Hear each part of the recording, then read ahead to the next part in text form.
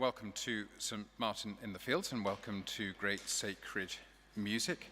And today we're looking at the work of Antonio Vivaldi. Vivaldi lived from 1678 to 1741. He was, in addition to being a composer, a Catholic priest and a violinist, and spent most of his life in Venice. He was the choir master at the Pieta, which was the orphanage in Venice, a charitable home for foundlings. And he developed a fascinating and brilliant business model. He trained orphans to sing for their supper.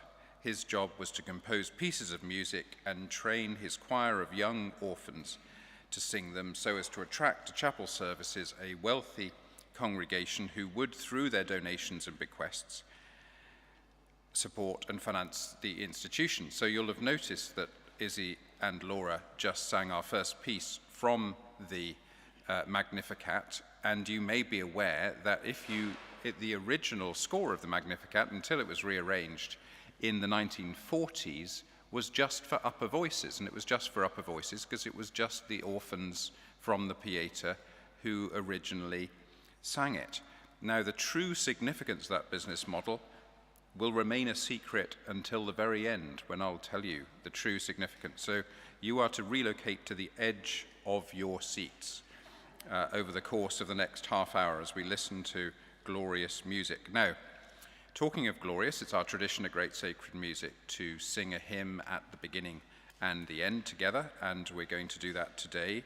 Both of the hymns we've chosen today are on the theme of glory. And the piece that, if you haven't got a handout, they're just at the back of the aisle, and you can go, and this is a good moment to go and pick one out if you're in the building.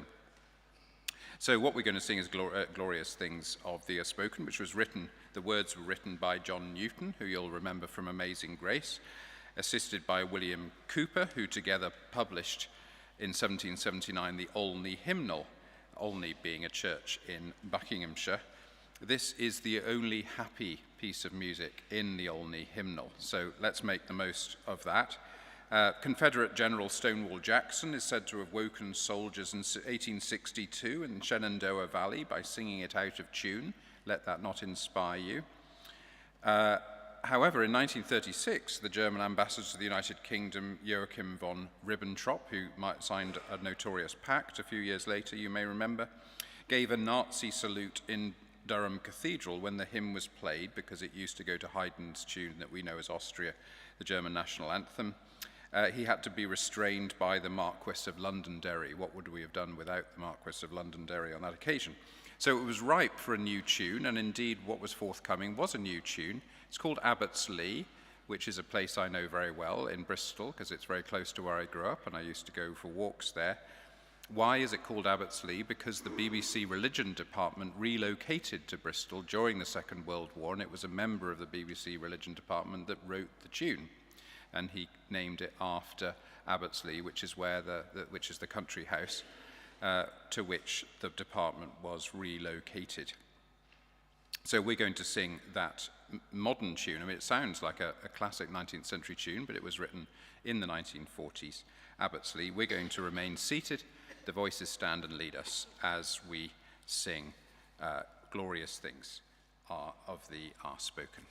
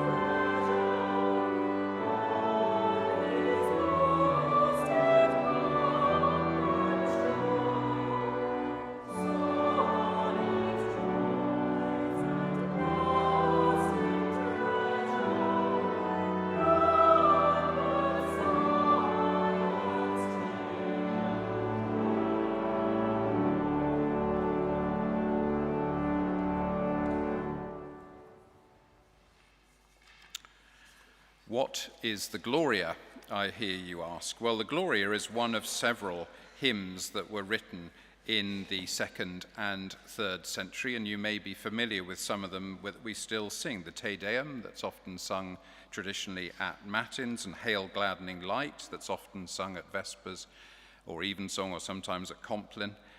These are among those hymns written in Greek. Most of them were, sadly, failures of the heresy test and got thrown out in the history of the church, but those are some of the ones that still survive in the Gloria, the most famous among them.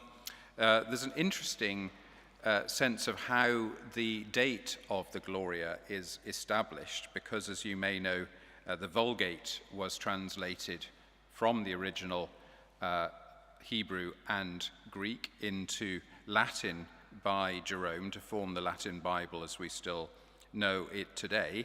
But when you take the Greek words for glory to God in the highest, the translation that Jerome uses is different from the translation that is in this Gloria. So in this Gloria it says Gloria in excelsis Deo, as you probably know, whereas in the Vulgate it says Gloria in altissimis Deo. So that's how we know that this was written before 385, otherwise it would have used Jerome's translation.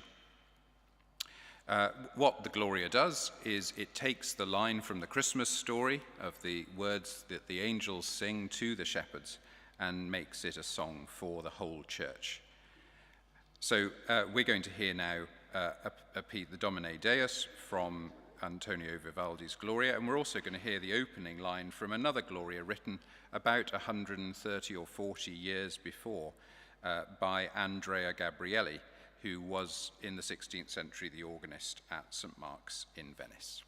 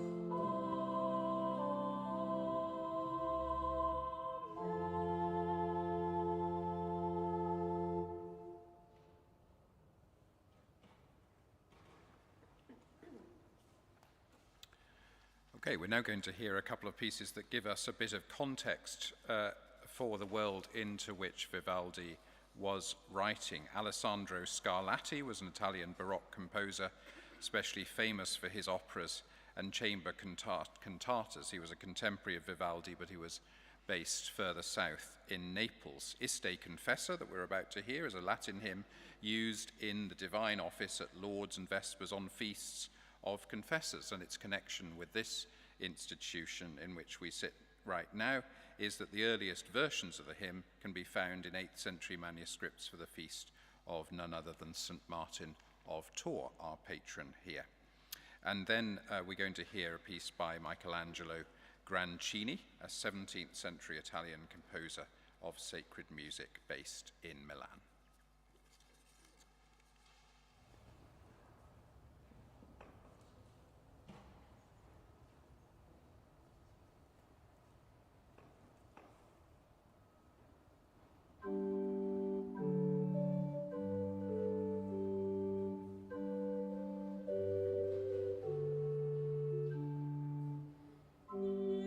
Iste confessum Domini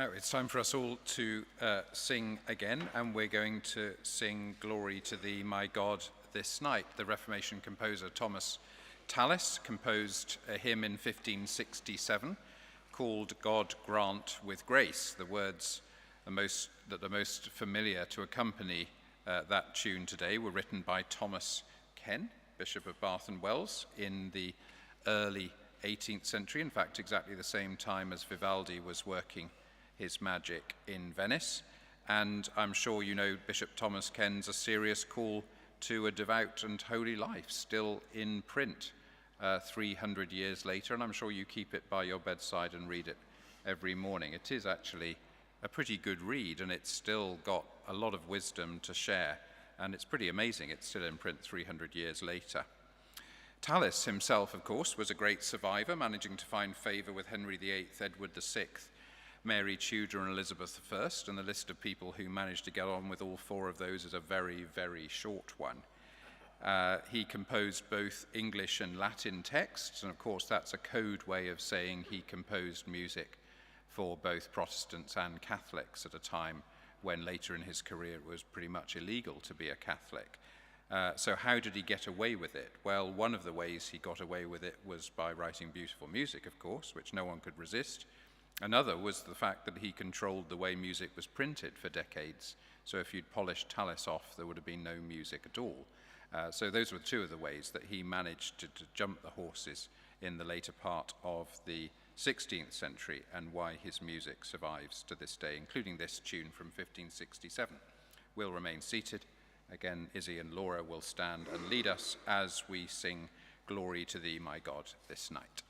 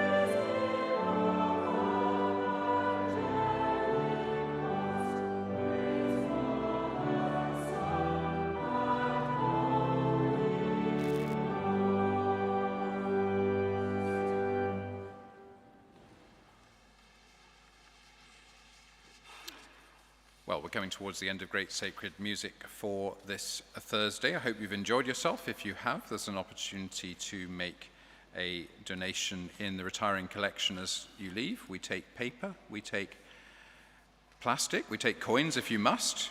Anyway, we're glad to receive anything you can contribute to keep this great tradition going, now more than 10 years of Great Sacred Music. And do note on the front of the handout, you can see next week's Great Sacred Music joins with our partners across Trafalgar Square, the second oldest building on Trafalgar Square, Canada House. I won't, no prizes for guessing what the oldest building on Trafalgar Square is, he said rather self-referentially, and with a lack of due humility. And then do note Birdsong, fascinatingly, for our sister program on Sunday afternoon. Now, I said there would be a big reveal at the end, and I can see every single one of you is appropriately on the edge of your seats very loyally. So the big reveal is Vivaldi is the poster child for St. Martin in the Fields. He created the business model that we work to today. If you think about it, we have lots of wonderful classical music that you've enjoyed much of today. We perform it for people, often like this, but sometimes for ticketed concerts for larger amounts of money. In the evenings, that generates the income through our business to keep our work going, enabling us to do work with thousands of homeless people here and around the country every year. So it's a glorious, literally, well-chosen word, a glorious business model.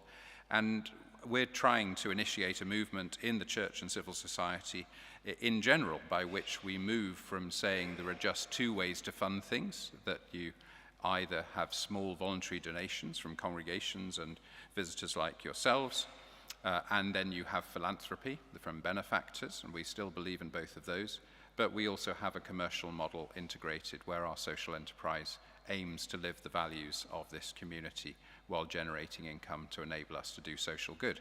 And who created that model? None other than Antonio Vivaldi. So let's have a big shout out for Antonio, and we'll do so appropriately by finishing with another piece from his Gloria Laudamus Te. Thanks for joining us.